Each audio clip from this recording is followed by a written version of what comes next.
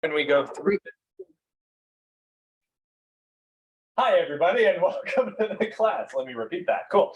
Thank you. So today we're going to be going over how a lender can help you get your offer accepted. And really what it comes down to is the better your understanding is of the financial strength of your client, the better I can help support you in that offer and negotiation process. Now, I understand you don't necessarily need to understand all of the math that goes into their qualification, but it's important to know their points of strength, whether that's the loan type, financial profile, income, credit, assets, or the property type as well. So basically what I'm here to do today is I'll go over kind of a high level category, like different categories on what you guys need to understand for your clients. But then we'll actually dig into, I want to actually hear from you guys on any clients that you've had conversations with, or even people that aren't clients that you've had conversations with, and you just have general questions about it as well. And I want to be able to see if I can address those. So as we go through this, just let me know. I love answering questions. As I think you two know, I've talked to you guys a lot about just different scenarios and things like that. So if you have any questions, bring them up. Chris, that means you two, and Elizabeth on Zoom. So whoever's running this, which I think might be Sophia, if somebody has a question, just make sure they can be unmuted. I don't know where Sophia is, but I trust that she's in. All good. Okay. So we'll do that. Okay, cool. Thank you so much. Let's get into the first slide.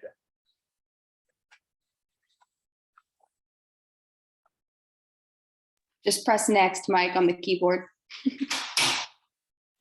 Maybe not. Hang on. Coming. Welcome, Catherine. Hi.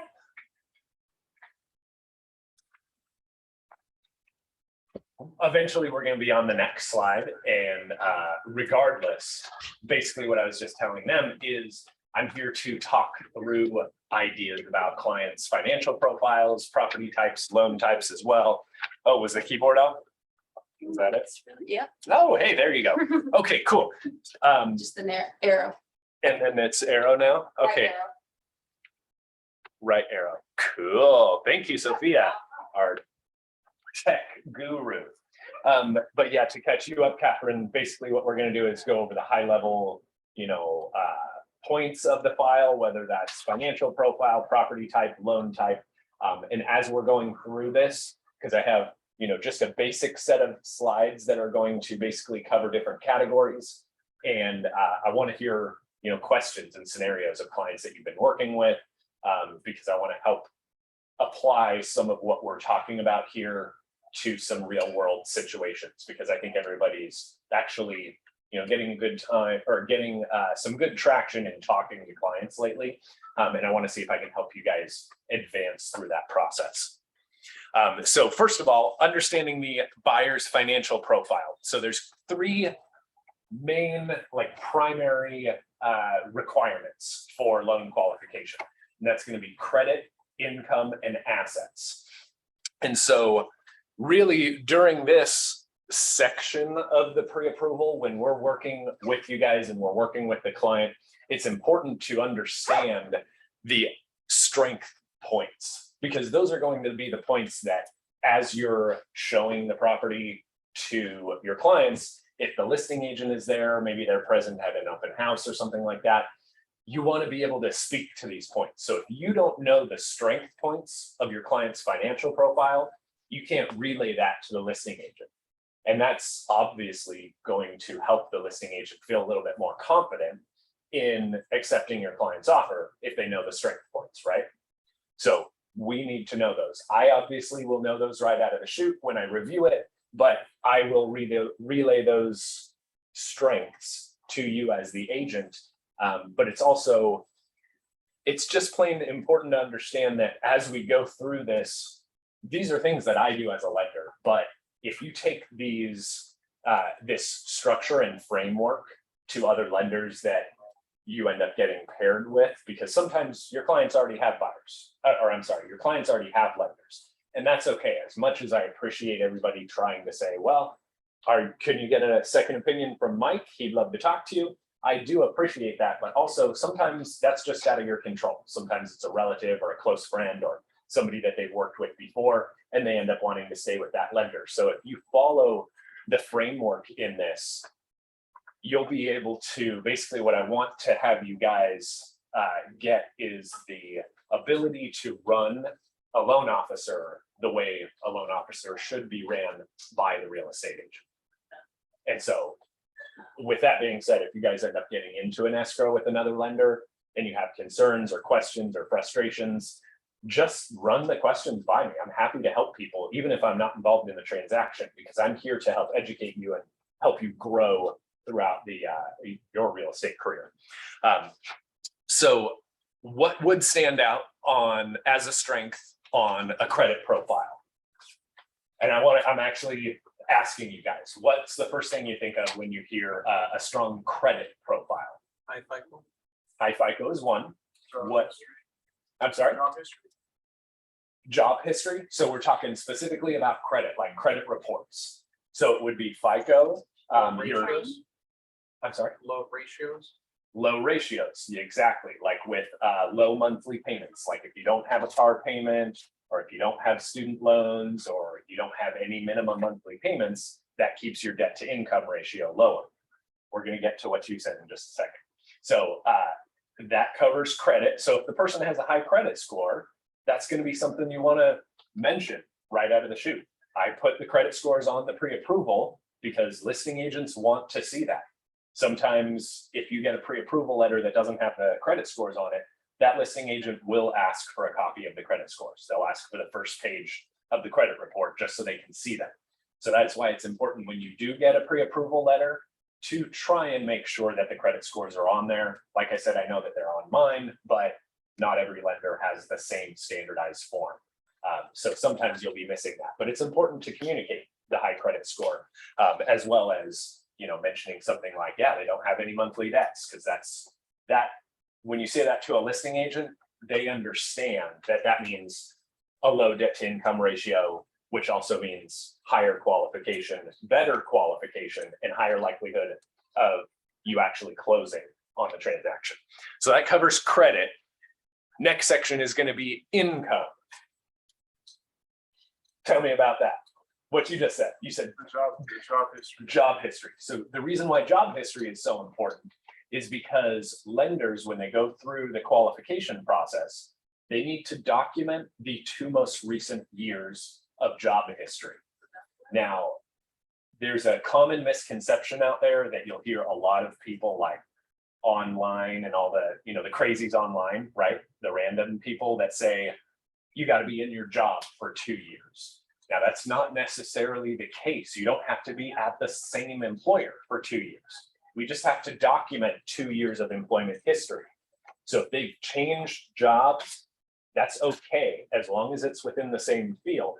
And that's in some situations, they can do an actual industry change, a field change. But if it was like, let's say they were, here's an example of how it would be acceptable. Let's say they were part-time at like Target or something like that as a customer service rep, while they were going to school to be a nurse.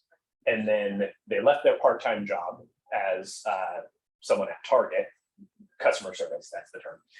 And then they go into, nursing. Well, that's something that they have an applied skill that they can document the college history on. And so that kind of job change can still apply. And so it's important to understand that when you get into these kind of situations where you're just talking to somebody at an open house and they say something like, oh, I've only been in my job for 2 or 3 months, just write them off in your head. There's still a possibility that they could qualify and we could use that income. And so it's important to just say, even if you don't know the answer on whether or not it'll actually work, it's important to say, well, there are a lot of options out there, and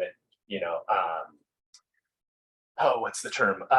Allowances for difference, like job changes and things like that. And so let me get you in touch with a lender and they can dig in a little bit more into the details on that.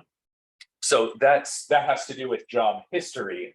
The other piece in income is what type of income are you using? And so if the client has salaried employees, or I'm sorry, if they have salaried income, that's like a guarantee. The employer says, this is how much you get every 2 weeks or every 4 weeks. And that's set, that is super stable. Now, if you have someone who's hourly and they have overtime that we're trying to use in their calculations, that's, overtime is variable. Sometimes people's hours are variable. And so even though those numbers can be ran and finalized, when a listing agent hears that the client is a salaried employee, that carries more of a strength note to it. And so remember, this whole thing is all under the framework of trying to help your offers get accepted by these listing agents. And if you can't talk specifically to the strength of some of these pieces, then the listing agent is going to be left wanting more info, right? So you can talk to things about, or talk to the points like type of income received. That's really good. Last piece in the three pieces is going to be assets. So assets is basically your cash to close. So if you have someone who's buying a FHA home at 500,000 and the down payment's 3.5%, and they have just the 3.5% on their bank statement to show proof of funds to the listing agent, why would that be a concern if they have just the 3.5%? Because they would need some additional money for potential repairs, moving costs, closing costs. Closing costs is the key. Repairs and moving costs, that can be delayed, and that's okay. But the actual, to get the transaction closed would be specifically closing costs. So everybody has the down payment. When people are saving up for money for a home, they always say, oh yeah, I finally saved up my X amount, percent down. And that's great. Applaud them for that. But you also have to consider the closing costs as well. Now, luckily, we are in a market where sometimes sellers are open to helping buyers with closing costs, whether that's just your traditional closing costs or a rate buy down, things like that. But regardless, when you send over those proof of funds, do you I know that you're newer, so I'm gonna if you can stop me if you have any questions on proof of funds or anything that I say throughout this. But do you know what I mean by proof of funds when I say that you guys have to send proof of funds to the listing agent? You got that. Yeah, because I know you two are just a little bit newer, and that's okay. I want more questions from you. Please don't hold back. But specifically what I mean about the proof of funds is when a buyer places an offer, or I'm sorry, a buyer's agent places the offer on the buyer's behalf to the listing agent, and they say, we're going to put 50,000 down. Typically what happens is they include the proof of funds. So it would be a bank statement or something that shows at least 50,000 plus enough for closing costs. So that's something that's common practice specifically in our market area. I would imagine it's the same in other market areas, but I only work in California, so I don't know. But basically that's something that you should be aware of when you're submitting those proof of funds, that it's not only enough for the down payment, but also to cover closing costs as well. And so when you're having that conversation with the listing agent, if you take your clients to an open house, the listing agent's there, it's good to say things if the lender's already communicated it to you, to say, hey, they actually have, not only enough money for the down payment, but also closing costs and potentially any other additional costs that could come up, such as an appraisal coming in short. That's a little bit more of a deeper discussion, and we're kind of moving away from that market type. Hopefully, if you're getting under contract now, it's a little bit more closer to fair market value. But if you get in that kind of situation, let me know with an appraisal coming in short. Who has any questions on any of those three financial qualification pieces of credit, income, and assets? Yes, sir. So, is it true that, for people that want to purchase properties, is it recommended for them to have like X amount of credit cards? Like, let's say I heard it multiple times, they said like, you gotta have a minimum of 3. Like, what happens if someone only has 1 credit card? So if someone has 1 credit card, most lenders, so the question, just in case anyone didn't hear it on Zoom, was if someone's trying to buy a house and they only have like 1 credit card, or the amount of credit cards that they have on their credit report, like whether or not that matters. And typically what the base requirement for that is going to be is that they've had at least 2 trade lines open for at least 12 months. And so when I say trade lines, that means like, Visa, MasterCard? I'm sorry. Visa, MasterCard? Yeah, like credit cards, or sometimes, honestly, I think they would accept a car payment in there as well. Off the top of my head, I'm gonna have to look into that. But typically, it's 2 credit accounts in there that they've had history. Yeah, minimum. Because if you have any less than that, you may not even have a score generated with all 3 bureaus. Because some creditors don't always report to all 3 bureaus. They'll report to like TransUnion and Equifax, and maybe they don't report to Experian. Yeah, Experian. That was the one I left out. Okay, cool. But does that make sense? Yeah. Okay. Any other questions on this before we move to the next one? You said you want to put their credit score on pre-approval. Mhm. What if it's a bad credit score? See, here's the thing. Remember when I said not all lenders put the credit scores on there? But whenever that happens, the listing agent will typically respond with, can I get the first page of the credit report? Because I need to see the credit scores. So 9 times out of 10, if not more, the listing agent will still ask for the credit score. And so that's why it's important to understand these other pieces. Because you can be short on assets, like short for closing costs, and we can increase the interest rate to cover your closing costs. So if your client's financial profile is suffering in one area, as long as it's strong in the other areas, those are considered like compensating factors that can still help you get across the finish line of a loan. And so how that would look for assets, like I said, we could increase the interest rate to cover the closing costs if they're a little bit short on assets. If they're a little bit short on income, then the other way we could help that out is by paying off like credit cards or car payments, things like that, to help their debt to income ratio. And so if you needed to do that, and your income, because your income was lower, you would need strength in your assets to be able to pay off those credit cards to improve your debt to income ratio. So that's how you'd cover assets and income. And then when you first mentioned credit, if someone's credit score is lower, typically, like let's say the credit score is like below 680, in that situation, it's going to be fairly expensive for them as far as the interest rate is concerned. If they're going with a conventional loan.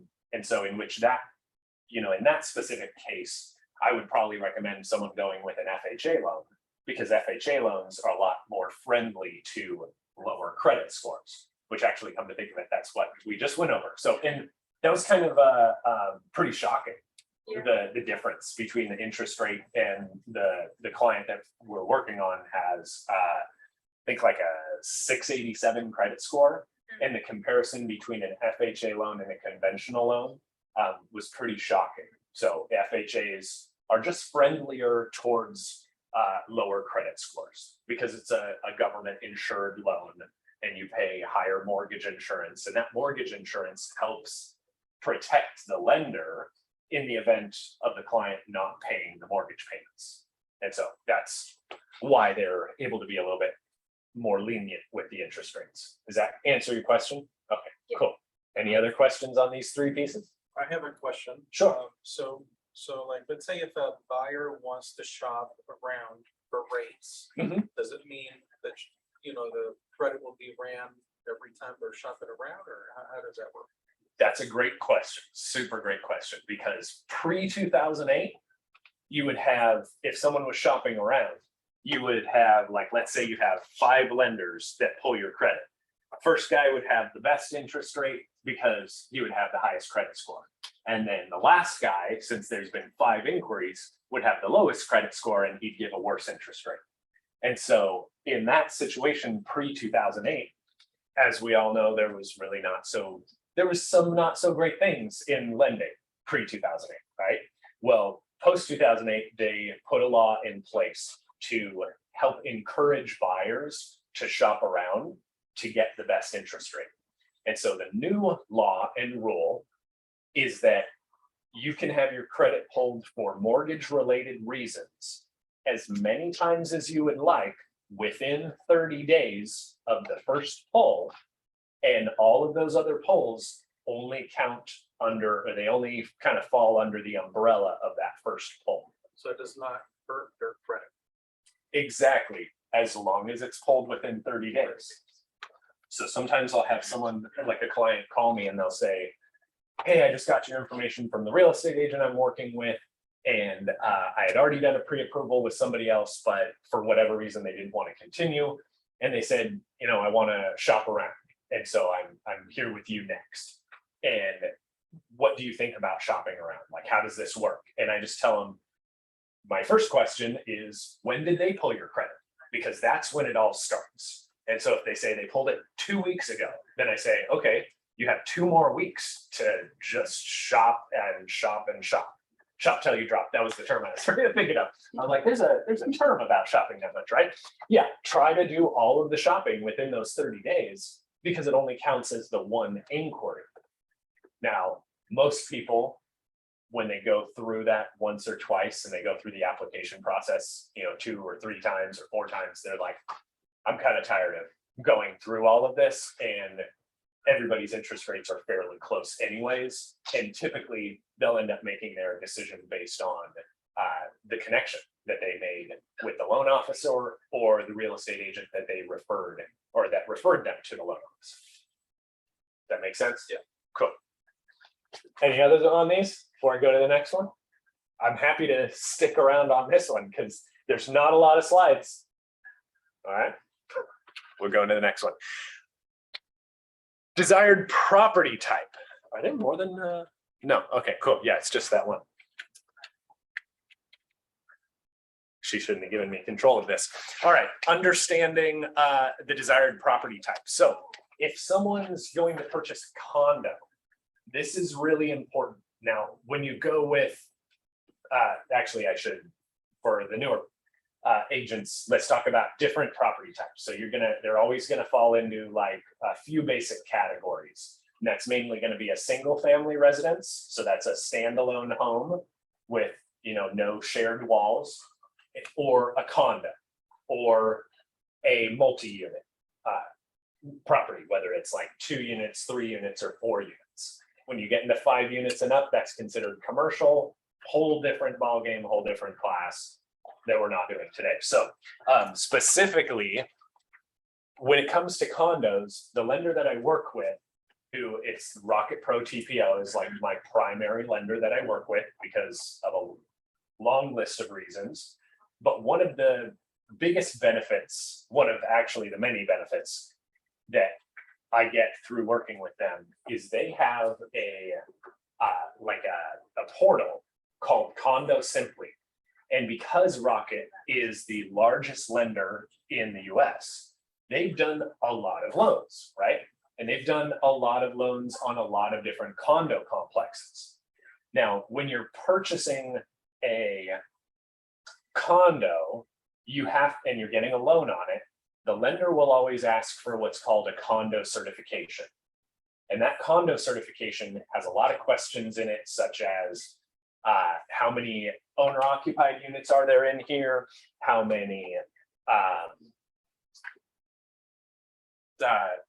like reserves in the HOA? Basically, what that means is, like, let's say, they collect the HOA fees every month, right, from the tenants, the people that live in there, and then they use that money to upkeep the property. But they also have to put, by their, according to their bylaws in the HOA agreement, or HOA bylaws, they will move a certain portion of that into what's called reserves, just in case you have a friend over or you're walking through the center courtyard and you slip and fall and break your leg. And somebody decides to sue the HOA. Well, that HOA is that they pool all of their money together, and that's money from all of the homeowners, right? So it's important for the lender, before they lend on that condo unit, for them to understand the financials of the HOA complex itself. And they want to make sure that they're strong just in case an accident happens. They want to make sure that people are paying their HOA fees on time, because if there's a lot of people that are behind on their HOA fees, the lender's going to say, well, even if they have, reserves right now, nobody's paying their HOA fees. So it's not going to take long for you guys to deplete all of your funds. And so there's a lot of information that the lender's going to ask for from the condo complex, because they want to make sure that they're investing, by lending on this property, they're investing money into this property, and they want to make sure that their investment is protected. And so that's why they require a condo certification. Now, with Rocket that I work with, they have a portal that essentially keeps track of all of the condo certifications that they do in all of the different complexes nationwide. And so if you're looking to place an offer on a complex that has a lot of units in it, and there's a lot of turnover, and you think, hey, Mike, can you look up this specific condo complex and see if Rocket has already done a condo certification within the past 12 months? I can go in there and put in the condo name, and it will say what what level of certification they've done within the past 12 months. And when I say what level of certification, just understand that if someone's putting 5% down, it's like a full-blown certification. They check everything. And then if they're putting 10% down, that means it's a less risk for the lender, right? So the lender will require just a limited condo certification. And so it's just a smaller list of questions, basically.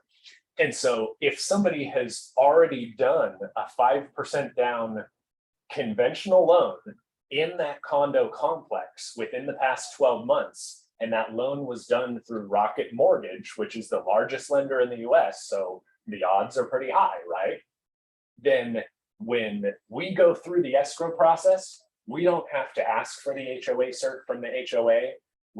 Our clients don't have to pay for it. We can get through the escrow period a lot faster because we already have the documentation that they need. And so, again, this is all how a lender can help you get your offers accepted, right? So, go ahead. And is that something that you would do before you would actually write the offer? Or Absolutely. Yeah. Because if you what would you ask a lender before you write an offer? Well, if it's a condo, first of all, we would search and see if, if we're doing an FHA loan, if they take FHA, if it's Right. conventional, then it should work. Fill the lender in as to what we're thinking of doing, which is submitting an offer on, whichever property. Exactly. What about timelines? What are some timelines that a lender should be involved in on your contract? Appraisal, Appraisal. What else? inspection. Not so much lender involved on inspection, but there's one more. The loan. Loan contingency. So if we know that a lender needs to have a condo cert in place before, an approved condo cert before the end of escrow, and we know that typically takes, some time to get it from the HOA, I would love to see them within the first week of escrow, but that's just not a common occurrence. But if we know that we don't need that condo certification, then wouldn't that make sense that we could place an offer that's more aggressive on the loan contingency timeline? Yeah. I mean, we could place like a condo loan contingency timeline at 11 or 12 days, honestly, because really the only unknown variable is the condo cert. And if we've already got that handled, because we know somebody else did it in that same complex less than 12 months ago, then all of a sudden your offer stands out a lot more compared to other offers out there. And any lender and agent can do this. Well, the agent would have to go through the lender to look it up on that portal, but any lender who's set up with Rocket can look this up. But not all lenders and agents have open communication. They don't talk as much as I talk to all of you guys, like every single week, right? Or pretty much every day. And so getting me involved, like just talking to me about the properties that you guys are looking at makes a big difference, because I can give you tips on what can and can't work and how fast I can accelerate the actual escrow process through a complex that's already had the HOA cert done. Yeah, it's pretty crazy just to be able to get through a condo escrow that fast. And is the certificate required only for FHAs or? No, actually, so professionals? when it comes to condo certs, you're going to need a condo certification for both FHA and conventional and VA loans. No matter what. No matter what. But if you have a significant down payment, you may have, or like 10% or more, then you may have a limited certification. But that's to answer your question about condo certifications, just the condo certification itself. Now, when you bring up FHA with condos, that's something completely different, because if you're trying to purchase a condo and you are only doing an FHA or VA loan, you have to verify on the FHA or VA. I've been talking to both of you about this. So the FHA or the VA website, that the condo complex is actually FHA or VA approved. Make sense? And so that's really where sometimes the stigma comes around, like, oh, it's an FHA loan, and so it's, difficult to find a place, or oh, it's a VA loan and that's difficult to get through that process. It's not that it's difficult, it's just that you have to find the right spot, and that just means that your options are going to be limited, and that's just how it is. But once you actually get into escrow and you've verified that the complex is FHA or VA approved, the process itself is fairly similar. I mean, there's really not that much different, other than a couple addendums that need to be signed. And actually, property type, minimum property standards that we'll go into on another slide. But does that cover it? The lender is gonna be able to answer that question if they be VA. If the complex is VA or FHA approved? Yes. Yes, but I will take it one step further. Just like I did with Catherine. I gave her the website on how to look up FHA approved condos, because you can search for FHA approved condos and VA approved condos when you find the property. So once you found it, if you want to find out if it's FHA or VA approved, you can go to these websites, and anybody can go on the website. I'm happy to do it for you, but I'm also happy to show you how to do it so that you can get it done. I want to teach you how to fish. That's the phrase I was looking for, but does that make sense? Yeah. Okay, cool. Yeah. How much do the condo certifications usually cost? And it's the buyer who pays for it? It's typically the buyer that pays for it, and it's different with every HOA. I've had some of them that have been like under $100 on like a small complex, and sometimes they're like, oh yeah, you can pay us like when the escrow closes, and it's really easy. And then I've had another HOA that a couple years ago, she was like, it's $500 and I'm not lifting a finger until that check is cash. And I was like, okay. So I went to the bank and I brought her $500 in cash, and I was like, get this done. We need to close.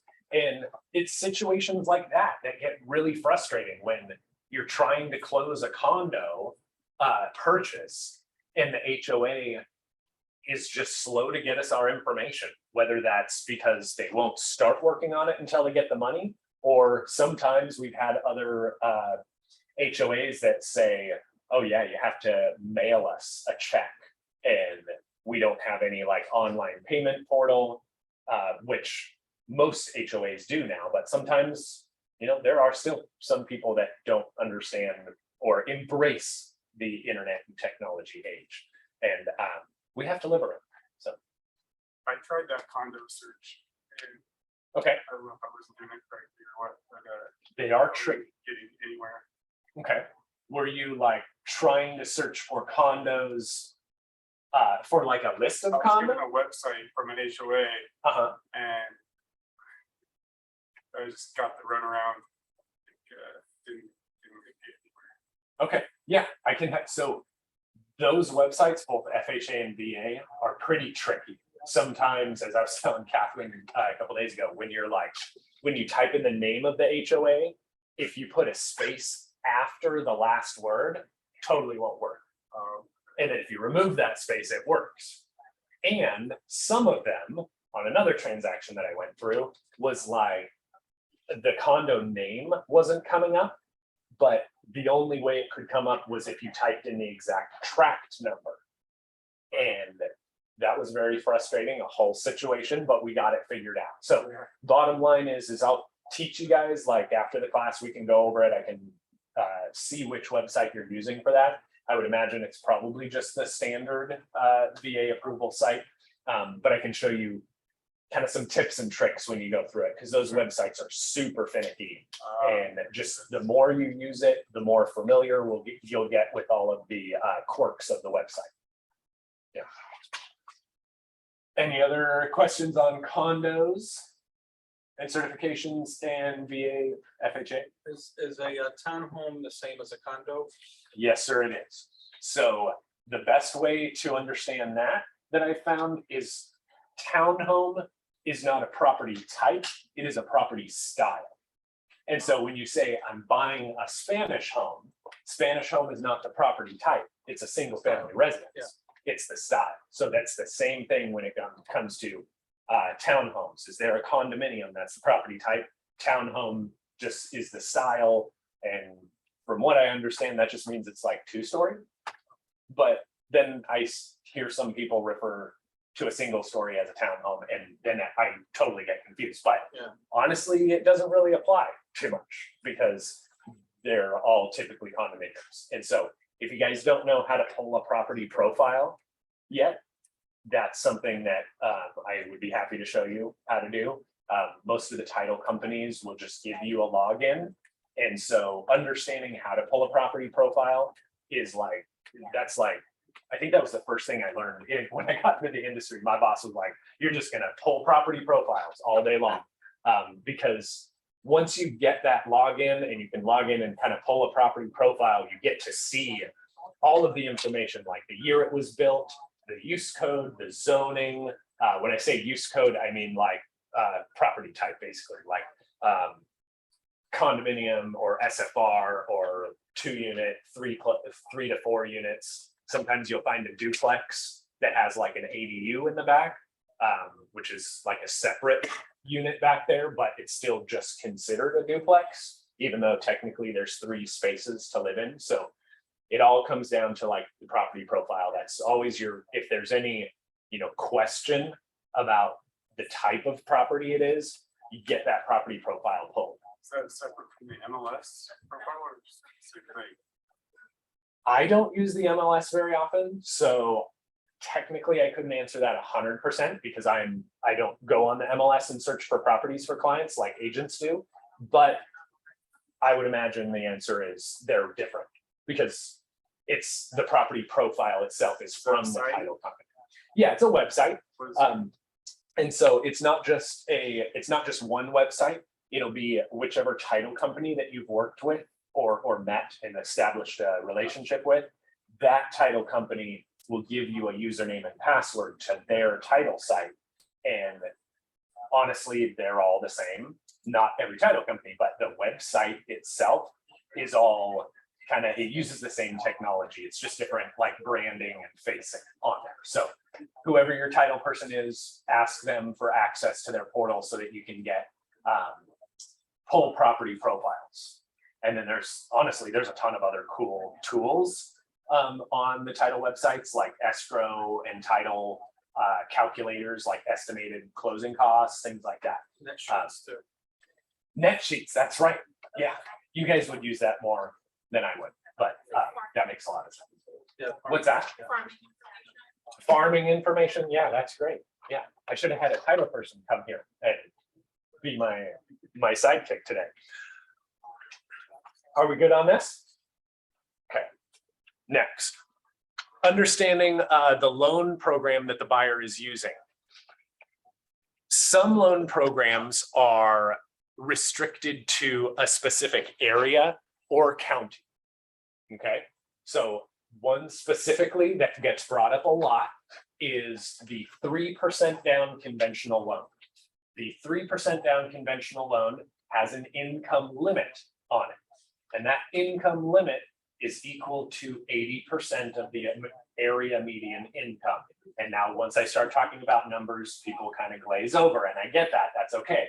But there is a website, yet again, that I can either look it up for you, or I can give it to you and you can take a look into it. But essentially what that is going to be either it's the Fannie Mae Home Ready Area Lookup Tool. And so when you type in a zip code or a property, you can see it'll pop up there and say, this is the 80% mark of the area median income. And what that means is that if someone makes at or below $78,320, which is the dollar amount for most of LAOC at the LA County, or I'm sorry, at the 80% AMI. If they make less than that 78,320 per year, then they qualify for the 3% down conventional. If they make more than that, then they can't get access to that loan.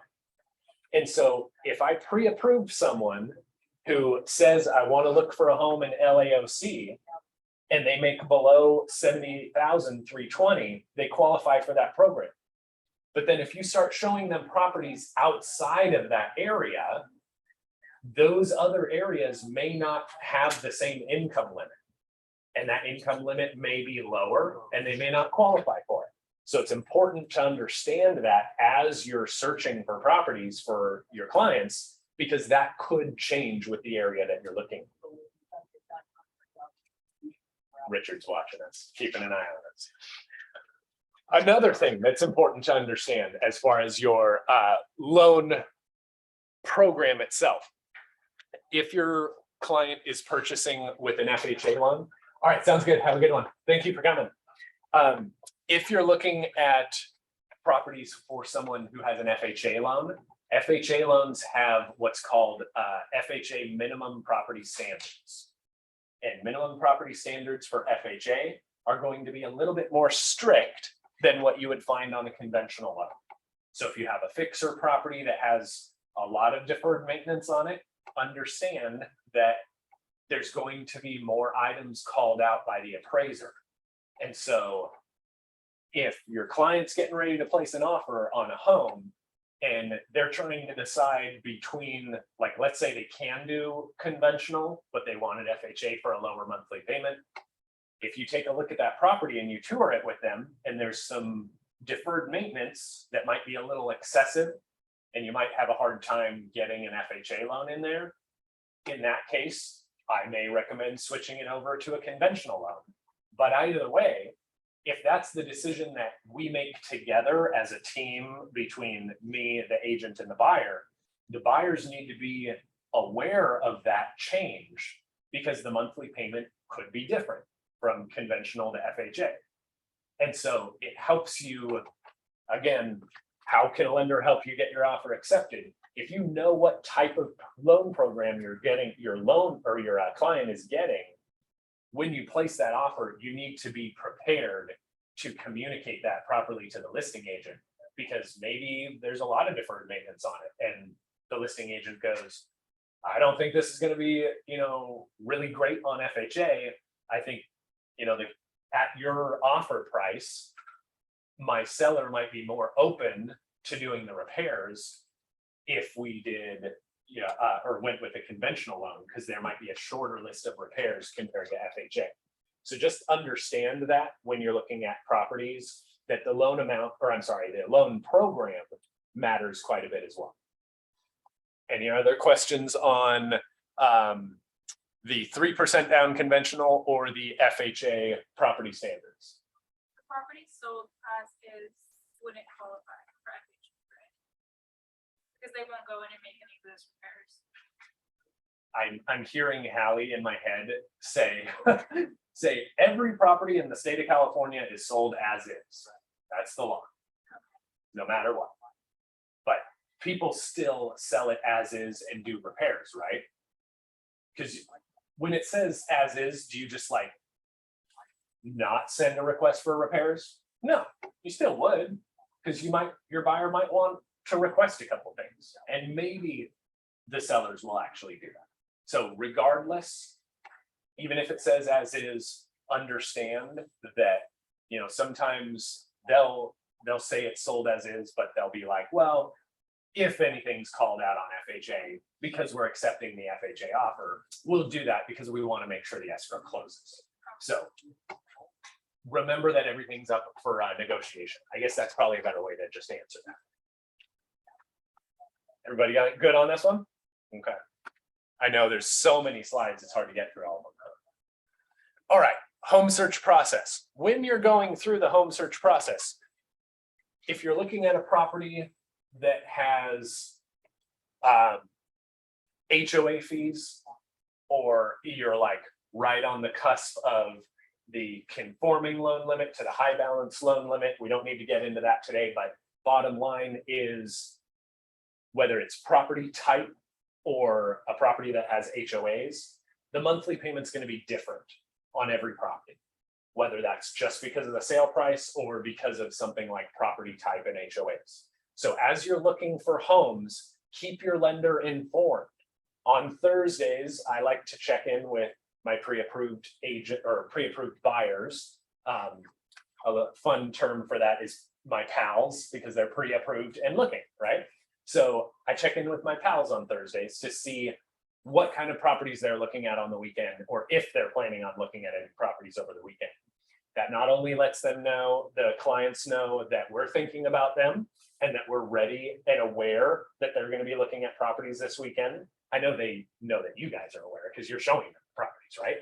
But if you're going to be showing them a range of sale prices, you'll want to get me that information so that I can talk to the buyer and be like, hey, if you go with this property, here's what the monthly payment's going to be. If you go with this one, here's what it's going to be. And it's important to make sure that the buyer understands that as they're looking at these homes. Because when you walk through a home, it's hard to say, would I pay $500,000 for this or $505,000?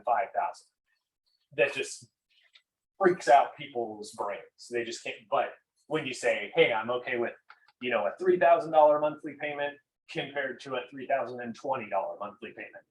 And that's a lot easier for someone to like accept as they're walking through the house. It just helps them understand what they could be getting themselves into for a monthly payment should they decide that they love this home that they're walking through.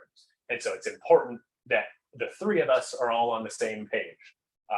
Really easy way to accomplish that is just start a joint text message chain between me, the client, and yourself. It's just one of the easiest ways. Also, this helps ensure that your first offer is a strong offer. So interest rates right now are extremely volatile.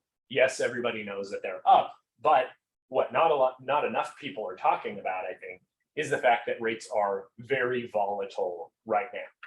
And what that means is some days they're very high and some days they're not so high and they're kind of low in the grand scheme of things.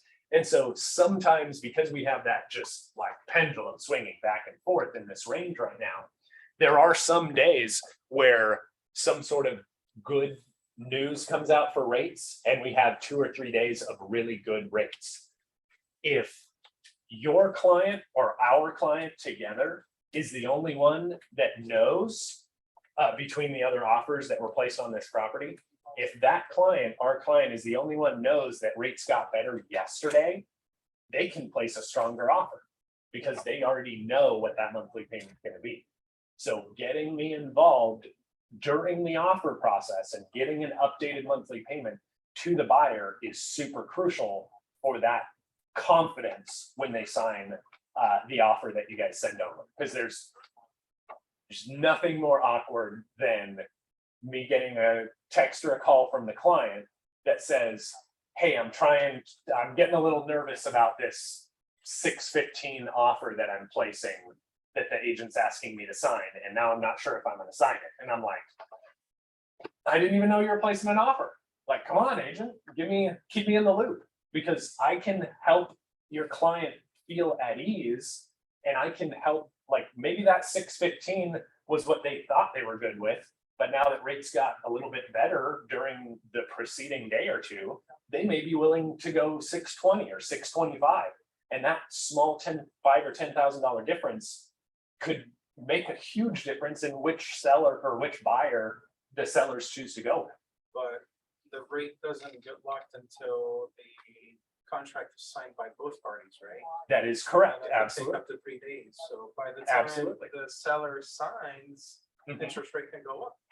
Did you read the next slide? No. Oh, okay.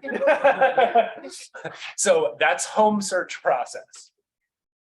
Offer process. Oh, I think it's the next slide after that. But basically, I'll give you a little prequel on that, because we only have a couple minutes left. I can't thank you to everyone who's been helping me draw out these slides with questions, because it means a lot. It really does. But really, when you're in the middle of the negotiation process, we start out strong, and maybe that gets us, just a single counter, like just directly to us, and maybe the other buyers have already fallen out.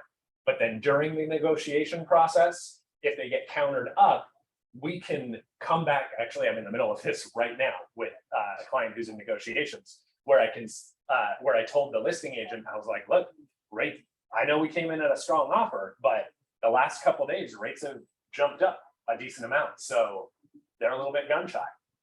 And the listing agent's like, oh, okay, I didn't realize that. And that helps the listing agent understand that I'm in open communication with the buyers. The buyers know what the market is doing and what the changes or how the changes are affecting their monthly payment. And if it's changing for them, that means it changes for all of the other buyers. And so that listing agent will be more motivated to be like, oh, I got to get this contract signed as soon as possible.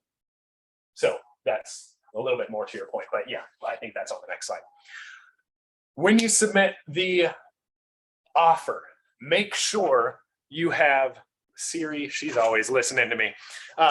When you submit that offer, it's really important, if we've already been in communication and you're submitting that offer, make sure that pre-approval letter matches the offer price. Because there's two things that are going to be accomplished there. Not only will the offer price match and everything will be uniform, and anybody who has OCD will really appreciate it. And the other key piece is the date on the pre-approval letter itself will show today's date. Now, if you're a listing agent and you receive a pre-approval letter that doesn't expire for 2 months, but it was dated a month and a half ago, it's still valid, right?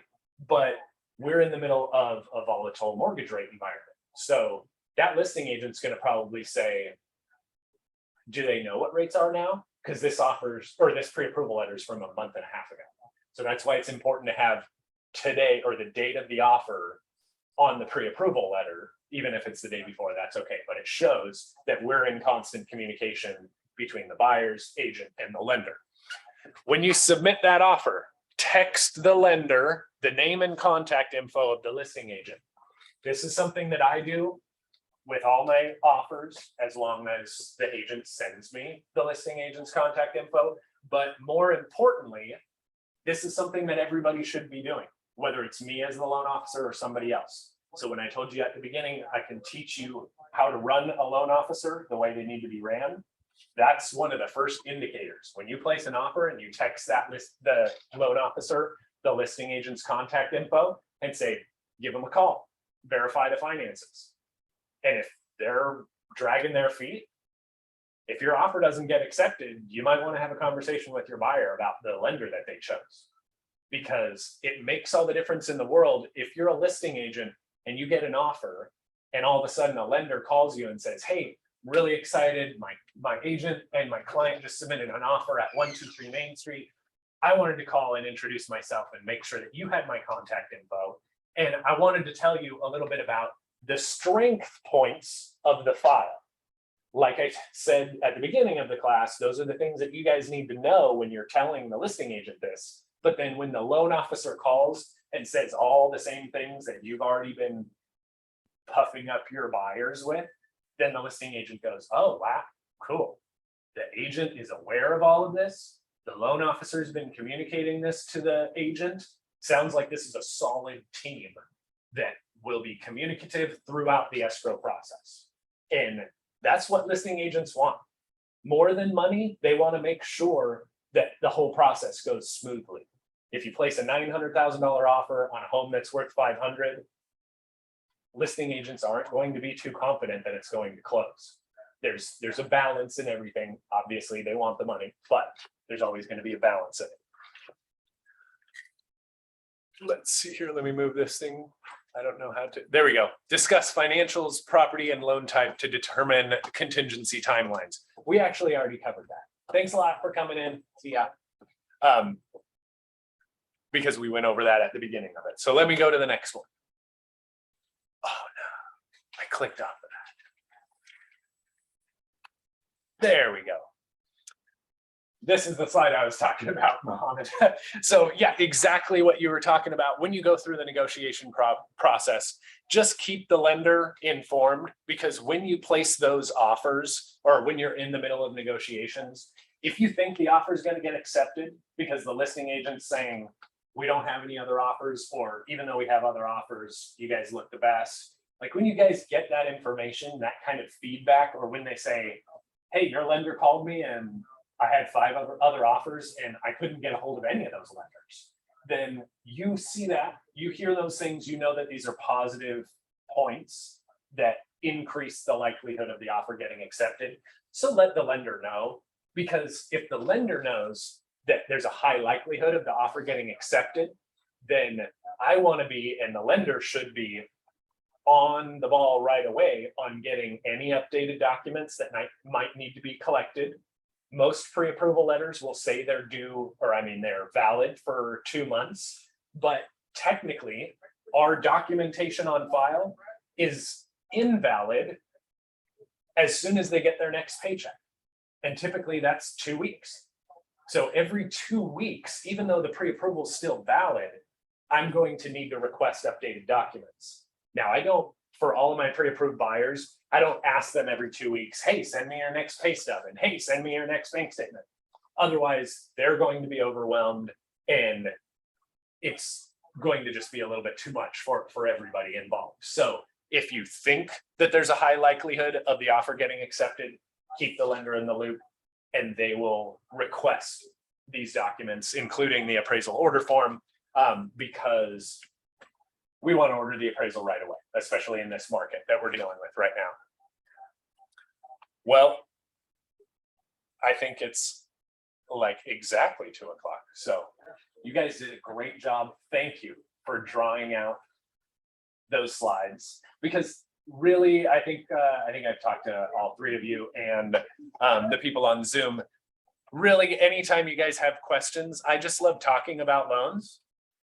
You all know how to get a hold of me, so my contact info doesn't matter whether it's up there or not, but I do appreciate everything that you guys do, and keep the questions coming, because I like hearing questions. It means you guys are learning and hungry to learn more. Thank you, sir. Cool, appreciate it. Absolutely. Slide. Of course. Thank you, Thanks, everyone. Mike. Oh, thank It you. was- You want me to just like leave this, Sophia?